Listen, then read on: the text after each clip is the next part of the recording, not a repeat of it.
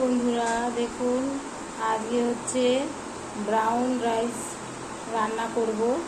সেটা হচ্ছে দাওয়াত কোম্পানির, আরও অন্যান্য কোম্পানিরও আছে, ফরচুন। আপনারা যেটা মনে করবেন ভালো সেটা খাবেন। আমি হচ্ছে এই কোম্পানিটা এনেছি বন্ধুরা। চলুন দেখি চালটা কীরকম।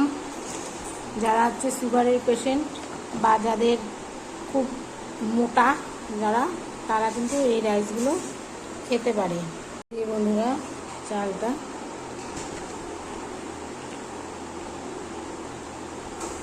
আজকে হচ্ছে আমি এই যে এরকম ছোট হচ্ছে তেলের কোটো 100 গ্রামের, 250 গ্রামের তো থাকে, এটা হলো কিন্তু ছোট